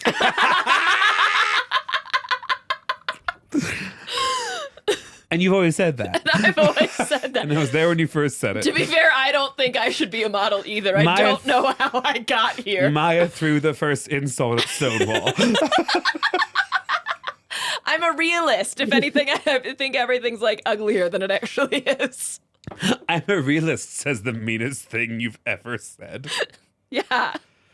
All right, let's do one more story. Let's Except for you, see Miss here. Momo, you're far cuter than anything. This is going to be good because I think it's queer. Oh, big jump. Yep. Mm-hmm. Okay. We can't use any of the male names that we just used. Okay. So give me a new male name. Jake. Okay, this comes from Jake. Okay. Hi, y'all. This is my first time writing in, but I have been a long-time listener. Love what you're all doing. I got a fun personal story to share about a breakup, so I hope you enjoy it. My pronouns are he, him, but please keep my name anonymous. We can, Jake. We can do that. Social security number 12. Why do all of the gay men who write in do this to me? What? Hi, Maya and Grant. In parentheses, it rolls off the tongue better if I put Maya first. Sorry, Grant. None of you are sorry. This is queer on queer crime. I'm the one platforming your stories. I'm literally still of the community, Grant. Do I have permission to share a story now? I don't know what gave you the goddamn audacity today. I'm going to go ahead and tell them what I did. Just gestured to the room. Okay. Long-time listener, first time write-in here. Y'all make my Wednesdays at work so entertaining, so thank you very much. It's been fun seeing the podcast and community grow. My pronouns are he, him, and my anonymous name for this story is Jake. Whenever I see the Instagram stories for upcoming listener episodes, I always wonder if I have a good story to share. When I saw that this week was A Lover Scorned, we're going through some of the archives. I just knew I had to write in with a personal breakup story. Granted, said my name twice now. Oh my God. He's getting desperate, guys. Yeah. I don't know what part of this was saying buttoned up beforehand. You're ridiculous. I am the dinner rolls you make when the bread rises too high. But they're still really good. They come in those like pop cans. But it's also too much. I like them. Thanks. I don't like the fact that I was complimenting you by complimenting dinner rolls. That felt weird. A couple of weeks ago, you and I were having just a little conversation. Yeah. And at the end of it, I had pulled some trick like that. Yeah. And you just yelled at me. Skip ahead if you have kids in the car. But you go, God damn it, Grant, you're wrong. How did you win that interaction? And it stuck to me like spaghetti sauce in a plastic Tupperware container. Like, it's just there now. I'm so glad I've had an impact on you. It's just like fury at my conversation skills. Okay, back to Jake's breakup. Yeah. Granted, it was very painful at the time, but we learn, we grow, and most importantly, we laugh. I love that book. Well, I laughed. Nice. Thank you. Get that branding in. This story takes place throughout my freshman year of college. This was my first love and thought that I would never have anything like it. But as Grant has expressed in previous episodes, this is just a classic high school experience. Yeah, unfortunately. Wait, freshman in high school? Oh, no, college. Okay. Yeah. For context, this guy and I met online in the middle of the pandemic as I graduated high school and got ready to move away for college. I wasn't really looking for anything at the time. Tale as old as time, Jake. Like, with love. As soon as you stop looking, it's right there.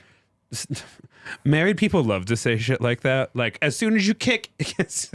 Sorry, what? Kick what? I was going to say kiss, but now I'm going to keep it as kick. As soon as you kick 8 frogs, it'll come in the middle of the night. I'm not saying that kiss 8 frogs. It's like, they're just or like... kick them. And then one day, you get in a car accident, and it's your husband. You know? To be fair, that's I not how it actively works. wanted to break up with Casey for a couple of months. I'm trying to find my place. I'm not trying to do a dramatic pause now. I'm like legitimately not sure where I paused. Okay. There we go. I wasn't looking for anything at the time, especially since I was about to move away. But after sneaking out at night to meet this guy multiple times, we fell for each other. Yeah. Again, could do a whole, profile on you. We dated for a month, but then broke it off as I moved away. However, we got back together when I visited my hometown for winter break. A tale as old as time. Tale as old as time. Oh my God. Song as old as a rhyme.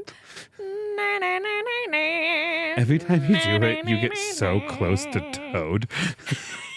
Because my default is to just go straight up into the nose. You're just like, I get nervous about my actual singing voice, so I try and make it satirical by just turning it into Toad. A kid asked me why I was doing something today in class. And I went, oh no, they were like, Mister, why do you have a dead sunflower on your desk? And I go, I think it's poetic. And they go, in what way is it poetic? And I go, I mean, it's giving, there goes that baker with his tray like always. And one of our senior girls like spat out a milkshake when I said it. And so I had to, rule of three, twice then, unexpectedly throughout the rest of the day go, I mean, like, I'm giving baker with his tray like always. I do love that. There's one more thing I have to say. There's a TikTok trend. I don't know. They're like changing HOTTOGO into like random other things. So there's one that's like TOAD. This is lizard on a chair all over again. Which actually did audio-wise turn out way better than I thought it was going to. Back to Jake. TOAD. And it's just like, there's like a filter that puts like the toad mushroom hat on you. And it's just, Mo's concerned. Mo is Not enough to move, but is unsettled. Yeah. She's like, I was an emotional support dog for a while. Anyways, this time around, I realized that I was willing to give distance a shot, like now that he's at home for winter break. While nobody I had ever met managed to make it work, I thought we were different, that we could beat the odds. I was wrong. They always say that. 100% they do. Then the next following months were rocky. Turns out that doing a distance relationship was more exhausting than I realized. I'm one stubborn fella, so I insisted to myself that this is just how relationships were and that it was worth the struggle. It's not. Go hang out with your friends. Go hang out with your friends. They're all you need. Study for school. Get your life right. Figure out your own interests and hobbies. Jake, I know I'm talking to your former self right now. That's the other thing I said, because clearly kids were like venting their like life problems in their emotional safe support room to their emotional support teacher as I like actively did a crap ton of paperwork. But at one point I looked up and I go, do you know the most important relationship you're going to develop in high school? With yourself. Right. And then someone literally went, While it is true, it is also kind of gross. It's true and so gross to hear from your literal high school debate coach. Yeah. That is until the fateful night. Throughout high school, I didn't really party at all. So once I got to college and realized how fun it can be, I went straight to the deep end. This night in particular, I was out with friends and we had a lot too much to drink. Prior to this night, I really had experienced a hangover, or I really had not experienced a hangover or had ever even blacked out. The following morning, I woke up to my friend's dorm lying on the floor. Waking up, I thought I knew everything that had happened and that I was good to go. That is until I stood up and my head was throbbing and the room started spinning. Ooh, and when that's the first time that happens to you, it's so scary. You think you're dying.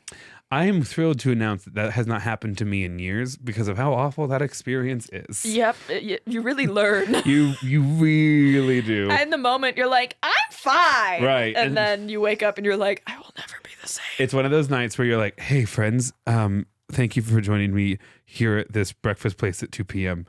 Should we all become nuns? Yeah. We've been living a life of sin. I have lived enough sin for one lifetime. Yeah, like literally. Enough sin for someone on Rumspringa to like immediately head back to Amish country or forever break their ways. Just a truly soul-corrupting amount of fun. To be fair, the first time I got hungover, I do think I had alcohol poisoning. Yeah. But it also just could have been a really bad hangover. I don't know. Turns out that I had blacked out for the first time. Thankfully, I had amazing friends who took care of me and we were able to laugh the night away. The most embarrassing thing I had done that night was gush over how amazing my boyfriend was. Oh, well, that's It was my first boyfriend, so I did not know any better. Yeah, that's fair. You're like, laugh track, oh, and he was like, don't cheer. Yeah, I was like, well, I mean, I guess that's kind of cute. My friend explained that I was insistent on having all of my friends send a voice note to my boyfriend about how much we all loved him. But none of my friends had said, I don't know, man. We don't know him, and you've only dated for a couple of months. Doesn't seem like a good idea. But one of my friends had said that. Okay, so one of them had said that. At first, his comment upset me, but the mad genius was onto something that night. That same night, my boyfriend had invited friends to his place for a sleepover.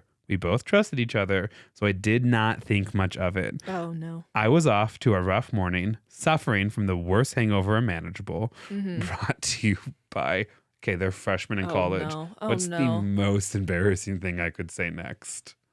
It's like the like bright pink and bright blue one. Okay, so it's not Smirnoff Ice No, that's or not what I'm UV thinking. blue. I don't It's think like that's what I'm thinking actually either. even more embarrassing. Oh, I don't know. Rum chata. Oh.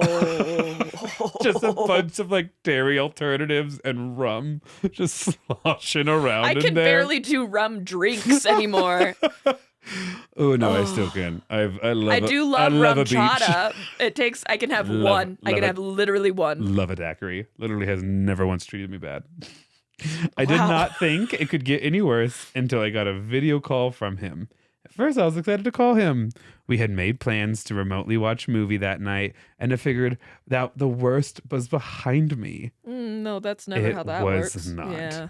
He then proceeded to tell me in detail how he accidentally cheated on me with this girl the previous night. Oh, Looking back, I appreciate that he was coming clean and being honest. I mean, that's fair, especially right away. But damn. Yeah, that hurts. Yeah, a lot.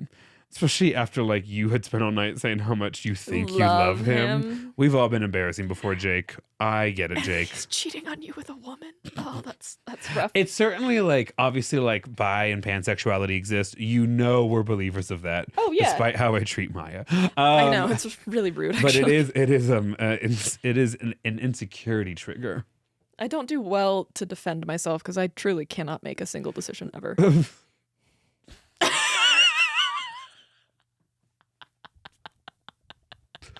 Go ahead and give me 3 more sentences. I'm just saying sometimes I am the truth to some stereotypes. There's always exceptions that prove the rule. I'm not and saying then it's there's true the rule. across the board. To say the least, I was gutted. I had heard of friends getting cheated on, but I didn't think it would ever happen to me. For about 5 minutes, I blamed myself, trying to figure out what I had done. And then I Aw. realized, nope, it's not my fault. Good job, He Jake. done. I'm going to change a little bit. Messed up. Yes. Starts with an F. Yes. When I hung up with him, I asked him, It's just so useless at this point. I know, at this point in the evening, I censor us for the first about 30 minutes because I think that's what YouTube actually checks nice. for the like ads. You're every suitability or teacher's whatever. biggest fear. I will sometimes read like the 4th page of something really in depth Yeah. to make sure they're not just like sneaking in nonsense. When I hung up with him, I asked him to give me some space and time to mull over what happened and how I wanted to move forward. He then proceeded to ask, so are we still watching that movie tonight? No, we're fucking not. I kind of love men sometimes. Yeah. You're just like, how Just dumb the they are. absolute audacity. Jeez Louise. Oh, you'll love him. He goes, mother effer, what?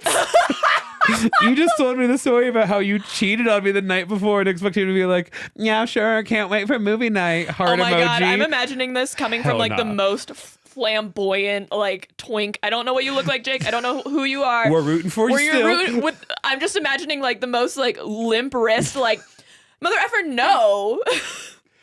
I have a story to tell you once we're off air. I also have a story to tell you as We're messy people. we really are. Hey, look at us. Look I at love us. you. We Okay. get here. I was really struggling with what to do until he started spam calling me, my family, Oh my my close God. friends, Don't be trying to get a hold of me. desperate. Like, girl, what part of I need space and time don't you understand? I love that. It was beginning to be clear that I had to break up with him. Beginning to be clear that I had to break up with him? You need some more. With your long distance cell phone boyfriend? Oh, I forgot that this was long distance Yeah. too. Yeah. That's rough. Listen, you're degrading yourself for good morning texts. No, it's not worth it. It's never worth it.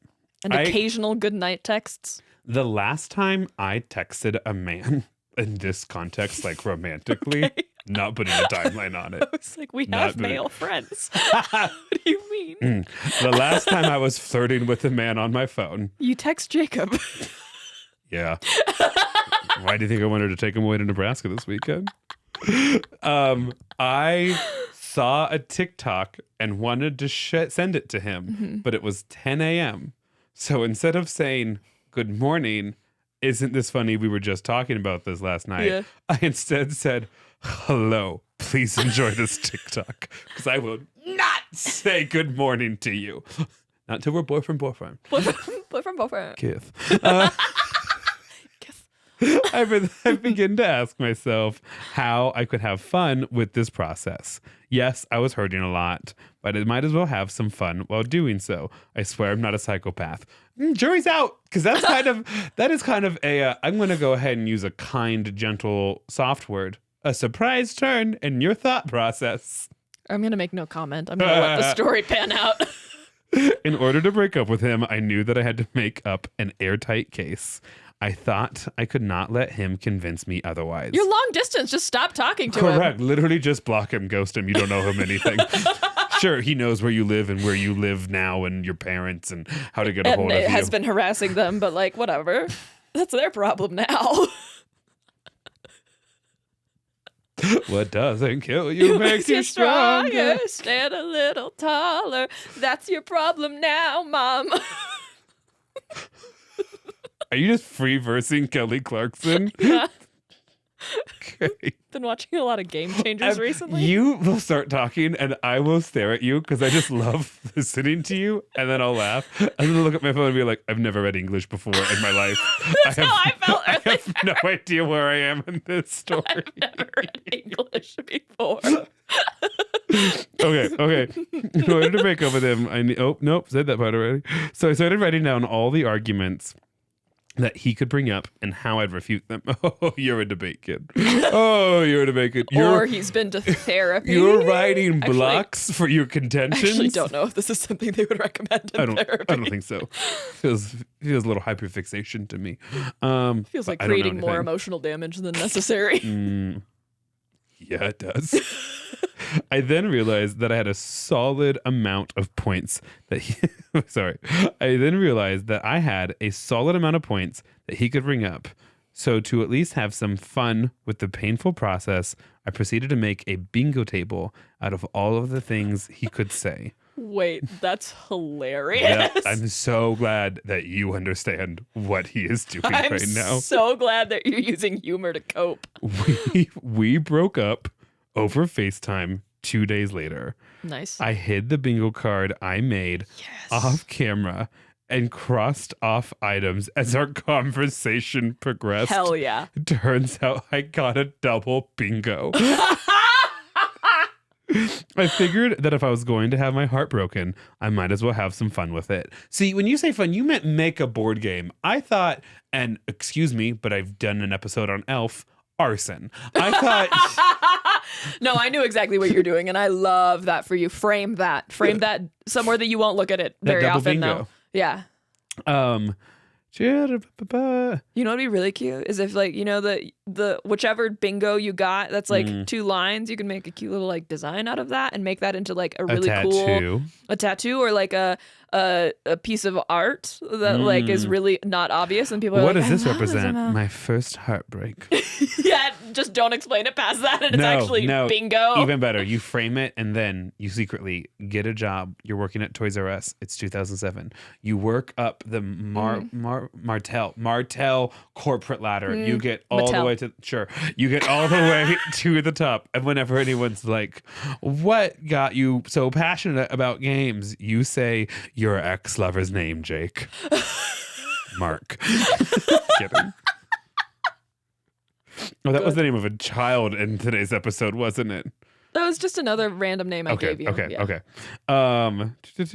I figured I was going to have my heart broken. I might as well have fun with it. The breakup bingo card helped me cope with the breakup and at least brought a smile to my face.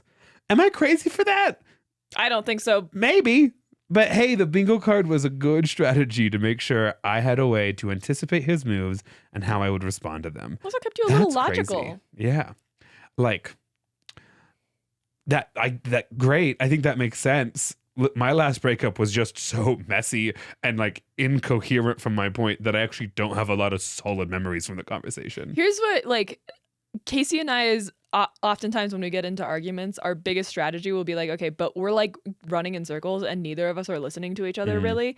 And like we both keep trying to reference back to things and neither of us agree on like the cycle of events. And being able to step back and pull your emotions out of it, like more often than not, will come back like later that day or the next morning and be like, yeah, so here's what I did wrong and here's what I need from you. And oftentimes we like generally agree on what we both did wrong and what we both need from each other moving forward. And so to have like a bingo card that like takes you out of it for a moment, like removes yourself emotionally so that you're like, oh yeah, he did say that. And then you're like coming back into it, I feel like is actually probably like really helpful in those situations. I want you to give more advice. I've been to therapy a couple times. That was really eloquent. Thank you. We have to stop doing visual comedy bits. Looking back, I find it interesting how this guy went from the love of my life to a lover scorned in a matter of 2 days. I do not regret my decision, and I can say with full certainty that it was the best decision for me. Hell yeah. Distance was already hard, but rebuilding the trust from far away would have been impossible for me. It was a very painful experience back then, but at least I found a way to have some fun to help me cope with the pain. And well, at least I laughed, and I hope you did too. Best, Jake. Fake name. I'm just like trying to like bring it back to being conned. I feel like you conned your emotions. That last breakup. Emotions can't catch you if you don't know what you're running from. That's fair. Summarize that well. Is there another story you want me to read, or should I find a name of the asshole?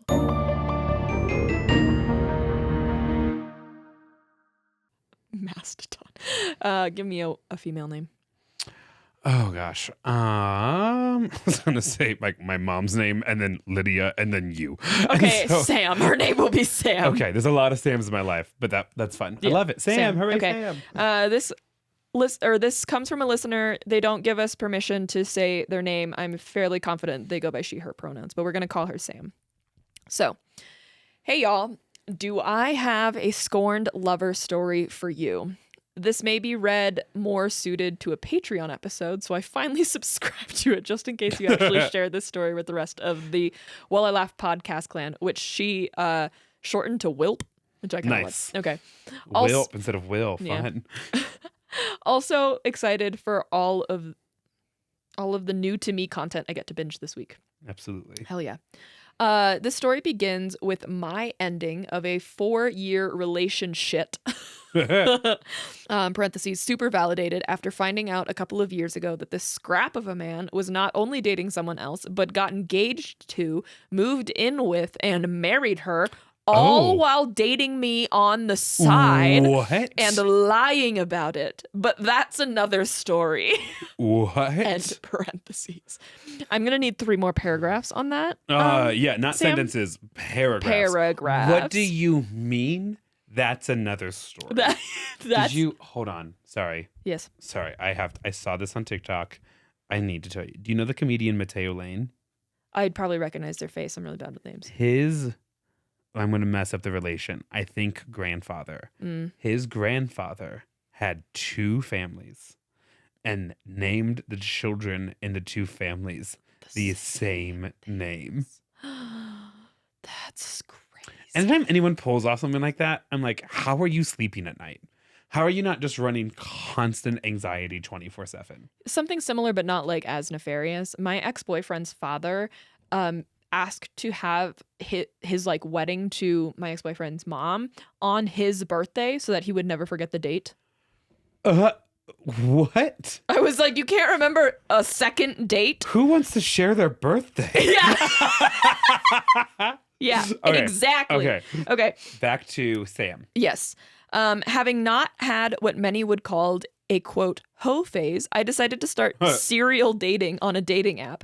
I ended up finding a new best friend and getting a whole lot of good stories. For half a second, I was like, wait, we've heard this story. And then it was like, oh no, we've just heard a lot of stories like this because we found each other here in the basement on the west side of Denver. I decided to start serial dating. Okay. A lot of good stories. These include, but are not limited to, 2 dates with a tier 2 sex offender. My mother calling the... 2? 2, apparently. My mother calling the county sheriff to check on me after I stayed over at a man's house. Parentheses, I was 27 at the time. Ooh. And the cop showed up? That's rough. Sam, you have had some wild stories here. Meeting a man with a voice just like Mickey Mouse. and the following story. Oh, God. Dressed like Mickey Mouse? Sounds like Mickey Mouse with the voice like Mickey Mouse. Worse. Okay.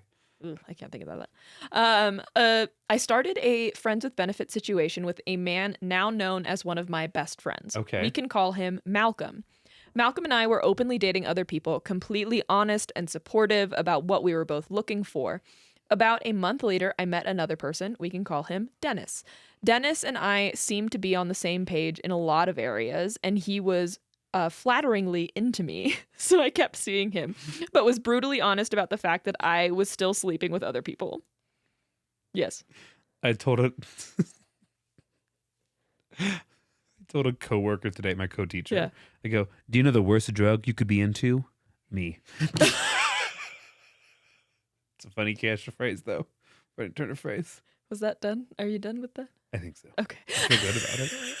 Okay. Continue. Glad. Okay. So I kept seeing him, but was brutally honest about the fact that I was still sleeping with other people, and I wanted just to get to know him a little bit more before we jumped into a monogamous relationship. The first time we slept together, well, let's just say I learned that his claim of having the nickname, quote, the Girthquake in high school was a complete joke. I'm both shocked and sad for like many people. It was a complete joke. I wasn't convinced he didn't realize he was the butt of this. Oh no. It's like the earthquake that's going to finally take out LA. Yeah. They all call it the big one, but it never comes. Yeah. There was neither girth nor length. Or quaking, apparently. Poor Dennis couldn't even compensate the quote motion of the ocean. I love it when people are like, hi, strangers, but we're besties. Anyways, here's the most humiliating sex experience I have ever had. So much. I wasn't cruel to him, but when he blatantly asked afterward if I had finished, I told him no. Good on you, Sam. Good on you. You know, The next it is morning, what it is. the next morning, Dennis was extremely hostile towards me, and that should have been my sign to leave permanently. Yes. Yes. Yes, it should have. You are right about that. Yeah. His insecurities were monumental, and he eventually handed me my phone and told me to call Malcolm so I could be better pleased. But his Wait, the morning after? Ooh. Listen, I hate to say it, but we're pretty late into this episode. If that happens to you, we're now being vulnerable with each other. We have a connection. Hi, you're listening to Delilah. Be vulnerable for a second. Yeah. If that happens to you, the best thing you can do is a kid who's been riding the bench all season and just be like, put me in, coach. Like, you just got to you need to just more at bats at it. You can't be try again. Exactly. You can't be all like, I'm a star pitcher, and if you don't see that, I don't even want on the mound. Especially if you're dating a woman. That's a beautiful analogy that I just crafted it was there. good. It was good. Roses. Here they are. Thank you. Continue. Yeah. Lovely. We're losing it. We're losing it. Okay. He handed my phone and told me to call Malcolm so I could be better pleased. But his phrasing is what will last a lifetime in my friendship with Malcolm. If you have young children in the car, maybe skip forward 5 If you seconds. still are listening to this with young children in the car, you're a good parent. Yeah. Dennis said, last a lifetime in my friendship with Malcolm. Dennis said I should go back to that, quote, magical Mastodon dick. At this point, I looked at him in complete shock because not once had I tried to compare Dennis to Malcolm. Then immediately started laughing, partially due to anxiety from the situation, and then left for home. I told Malcolm what happened. We had quite a laugh about it together and went on with our day. Unfortunately, I fell into Dennis's narcissistic manipulative trap for a short spell before being yanked out of it by none other than Malcolm.